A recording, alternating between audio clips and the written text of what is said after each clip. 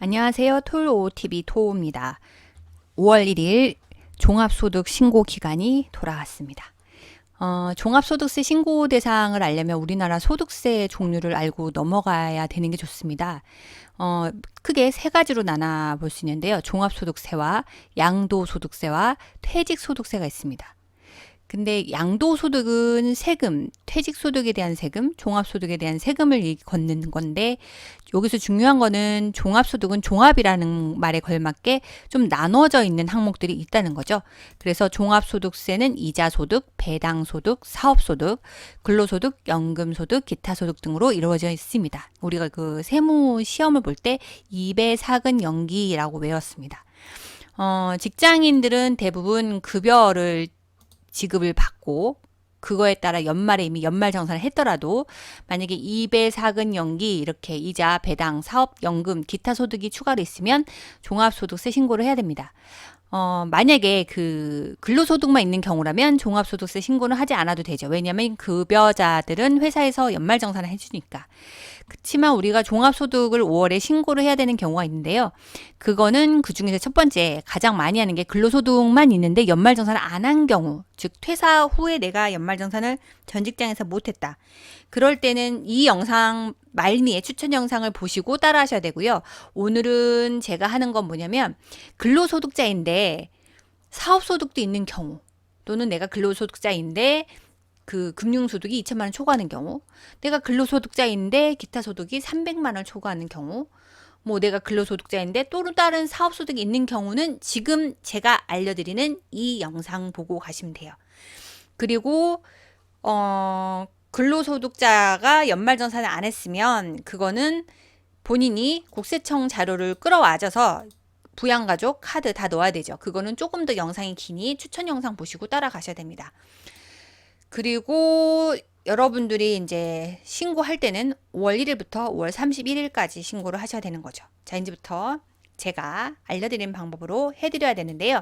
모바일로는 하지 마세요. 종합소득은 모바일 하면 좀 글자도 작고 손 넣다 보면 잘못 눌러질 경우가 있으니까 컴퓨터로 해주시기 바랍니다. 자, 그러면 들어가겠습니다. 홈택스를 들어가면 이와 같은 화면이 뜨고요. 이와 같은 화면이 뜨면 우리는 뭘 하냐? 종합소득세 신고 예로가 들어가셔야 돼요. 예로 들어가셔야 된다. 그리고 일반적인 업무는 두 번째하고 세 번째에 들어가시면 되죠. 그리고 화면 들어보시면 이와 같이 팝업창에 뜹니다. 금융인증서로 들어가시거나 아니면 민간인증서 아니면 기존의 아이디 로그인을 로그인돼 있었다. 뭐 이렇게 본인이 꼭 개인 인증서로 로그인하고 들어가야 내가 이번에 신고를 어떻게 해야 될지, 그리고 내가 국세청 자료가 어떻게 끌어오는지, 전 직장의 원천징수 내역이 들어가 있으면 얘도 그것도 끌어와칩니다.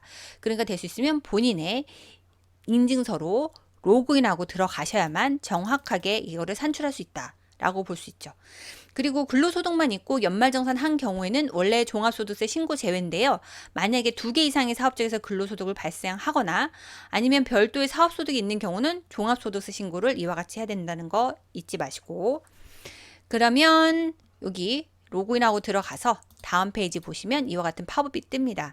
근데 여기서는 전체로 해서 요거 밑에 있는 화면을 조약이 누르면 나오는 걸로 선택해 주시면 되고요. 근데 만약에 사업자를 변경했다가 종합소득세 신고했을 때 팝업이 떠요. 개인 주민등록번호로 로그인하세요. 하면 다시 나오셔서 개인 주민번호로 로그인하시고 사업자를 변경 안 하셔야 되고요.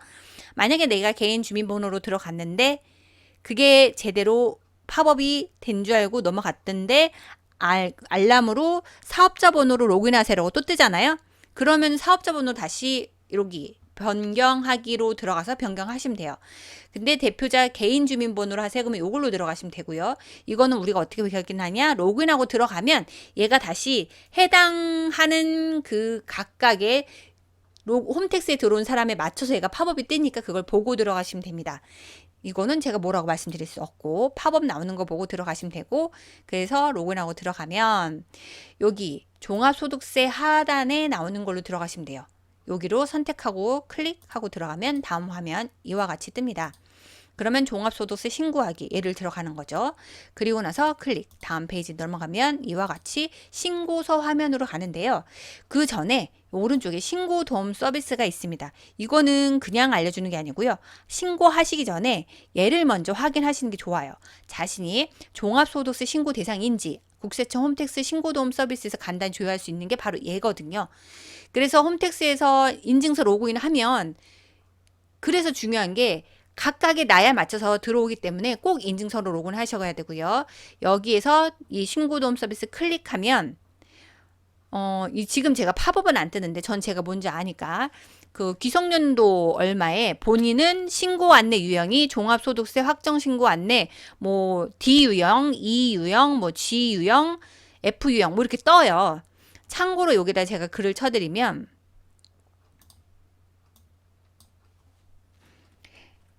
D 유형은 기준 경비율 적용 대상자.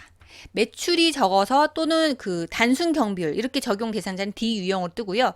그러니까 이런 경우는 모둠 채용 신고 단순 경비율 나온 거 뭐냐면 이 사람 사례는 직장인데 부업으로 사업자 등록증이 있어서 그 사업자 등록증에 소득까지 합산해서 신고하려고 하다 보니까 이 사람은 D 유형으로 단순 경비율로 되어 있기 때문에 이거 알아서 일로 간 거예요.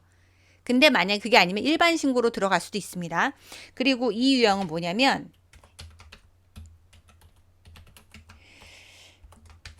복수 소득이 있어요.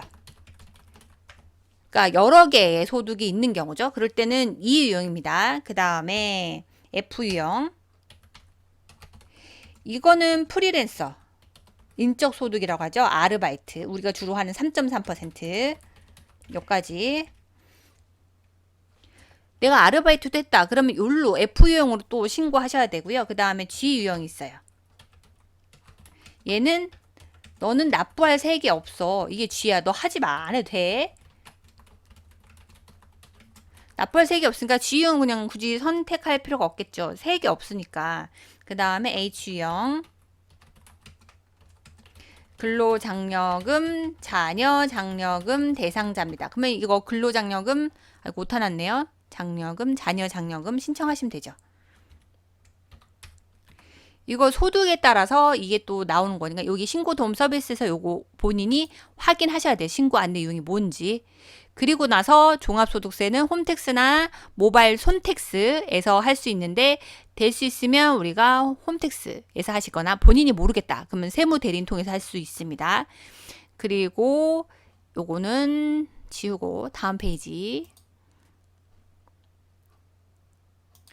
그래서 예로 들어가는데 가끔 이렇게 팝업이 차단된다고 뜰 때가 있어요. 그러면 여기 오른쪽에 빨간색 X 보이죠? 얘를 클릭하면 또 여기 팝업이 뜨면서 이거를 보안을 해제한다던가 보안을 계속 유지한다던가 뭐 그런 멘트가 떠요. 둘 중 하는데 제가 멘트가 정확하게 기억이 나지 않아서 그 화면은 팝업이라 캡처를 하려니까 자꾸 안 되더라고요. 그래서 그냥 제가 말로 이 부분 있죠. X로 되는 걸 누르시면 이거를 해제해 주시면 돼요. 보안 해제. 그래서 팝업을 허용하게끔 맞다. 허용이었다. 허용. 이 사이트를 항상 허용하시겠습니까? 하면 허용. 예로 하시고 설정하셔야지만 됩니다. 그리고 나서 다음 페이지. 그럼 이제 본인이 그 어떤 유형인지 그죠? 여기 있는 것도 여기 기본 정보 같은 거는 여기 주민번호를 들어가시고 여기 조회 누르시면 이 사람에 대한 것도 이제 요 밑으로 쫙 떠요. 전화번호하고 뭐 내국인 뭐 이런 거 그런 거 딱 뜨고 확인하시고 저장 후 다음 버튼 누르시고 다음 페이지. 그럼 이런 내용들이 뜨죠. 그러면 여기 주민번호 다시 확인 한번 하시고 연락처나 아니면 주소 확인하시면 되고요. 이분의 경우는 종합소득, 근로소득하고 그 다음에 사업소득 모두 합치고 난 다음에 소득공제 다 빼고 그죠? 그 종합소득 금액이 세 분의 여기 누르시면 내용은 나와요. 그거 금액에다가 소득공제 기본 공제율 나가고 그리고 과세 표준은 1,500만 원인데 산출세액은 이거다. 그래서 소득공제와 과세표준에 대해서 산출세액을 나오면 요거에 대한 세율이 나오죠. 근데 거기서 또 한 번 세액공제 한 번 더 들어갑니다. 그래서 뺐더니 25만 5,294원이 나온다. 그리고 아래로 밑으로 내리면 이렇게 해서 동의합니까? 네, 동의합니다. 신고서 제출하기 하시면 되고 만약에 내가 잘못했으면 신고서 수정하기 누르시면 됩니다. 그리고 나서 다음 페이지 이렇게 해서 보면 여기는 보여지진 않는데요. 여기에서 만약에 납부하기가 있어요. 이 납부하기 누르면 여기 바로 계좌 이체한다던가 카드 결제할 수가 있고요. 그리고 중요한 거는 접수증하고 납부서는 인터넷으로 바로 할 거니까 납부서는 필요 없는데요. 접수증은 출력해 놓으신 게 좋아요. 왜냐면 지방소득세 신고할 때 접수증에 있는 번호를 따라 들어가면 편하거든요. 그리고 나서 그거 됐으면 그 다음에 지방소득세 신고 이동 이 버튼 누르면 바로 위택수로 넘어갑니다. 이렇게. 넘어가면 그 사람 이름, 요거 빨간색으로 되어 있는 건 다 입력하셔야 돼요. 요거 개인 구분, 주민번호, 그 다음에 휴대번호, 전자우편 주소는 받아주세요. 혹시 모르니까. 그리고 현재 주소까지 확인하시고 나서 또 다음 밑으로 쭉 내리면 스크롤 바에서 쭉쭉 내리면 25,530원 아까 했던 종합소득 금액이 10%가 나오죠. 그리고 나서 만약에 환급이 있으면 환급은행하고 환급계좌 쓰는데요. 이건 나쁘니까 굳이 안 써요.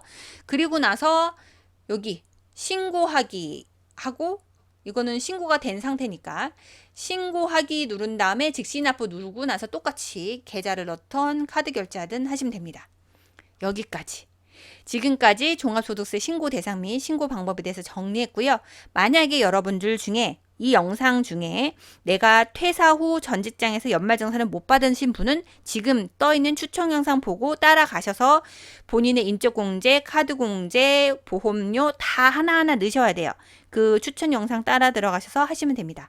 이상 토요일 오후였고요. 실력을 키우고 화이팅! 좋아요, 구독, 알람 신청 부탁드립니다. 감사합니다.